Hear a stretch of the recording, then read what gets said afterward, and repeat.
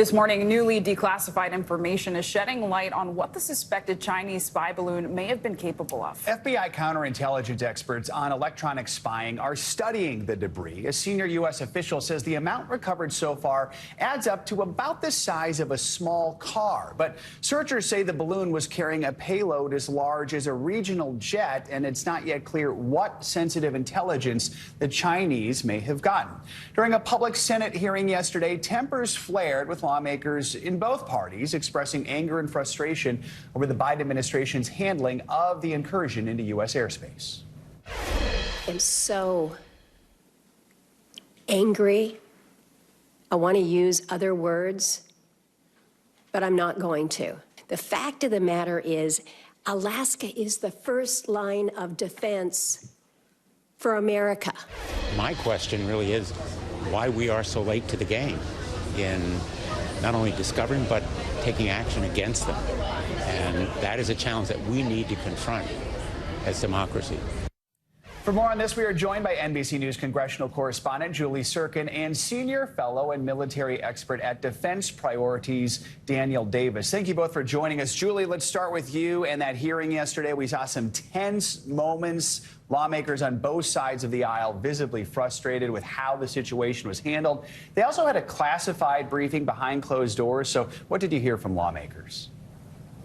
Yeah, and this was in many ways their first chance to grill officials from the State Department, from Defense, grill them primarily on the question of if this happens again, are we prepared to deal with it? And that's the question not only coming from Republicans, but also from Democrats, as you heard from Senator Tester, who led that Defense Appropriations Subcommittee hearing into this issue. I mean, you can imagine how much more tense this would have been if Republicans had led the first hearing in the House, but it really tells you a lot that Tester was angry. He said he didn't want this balloon flying over Montana, much less the rest of the U.S. And then following that hearing, we had the classified briefing in which they were able to ask officials more sensitive questions. Many, they didn't get answers into that public hearing portion of the day. I want you to take a listen to what Senator Tester had to say and that what Senator Daines, a fellow Montana senator, had to say after that classified briefing. Watch.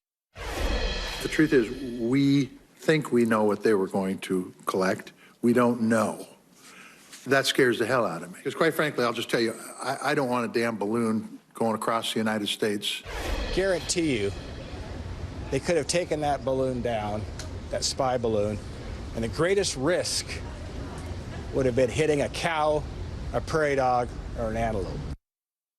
Now, look, I did speak to some Democrats coming out of that classified briefing who were satisfied. Senator Durbin, a top Democrat, told me he has full confidence that the administration can prepare and knows how to handle this in the future. Senator Mitt Romney on the Republican side said that the administration made the U.S. proud in how they handled this issue. So it really depends which corner you are from in the U.S., depending on what reaction you're going to get from these lawmakers, because obviously, as you heard from Senator Lisa Murkowski, who represents the state of Alaska, she was angry that Alaska was sort of counted out in the significance of this balloon because it spent some time flying over that portion of the country before it made its way into the lower 48. And Daniel, let's bring you in because notably China claimed this was just a weather balloon and that it was blown off course. But according to the State Department, the balloon had multiple antennas capable of collecting signals intelligence, and the balloon maker actually has proven ties to the Chinese military. So what exactly does that tell you about how serious this incident was and what kind of intelligence the balloon may have been collecting? Yeah, first, just on what it was, I mean, there's actually no question about it because we had U-2 spy plane fly close by to take detailed photographs of it. So we know, very clearly this was not just some weather balloon that went off course. And of course, once we collect the rest of that wreckage off the seafloor, we'll have even more intelligence on that.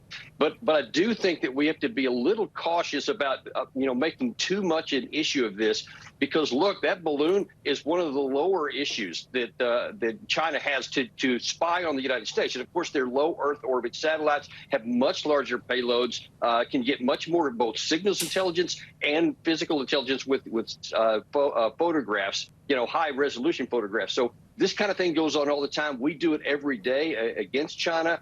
And it's just something we have to be careful of, but we don't need to make too big of an issue of it, that this one balloon is a bigger issue than it really is.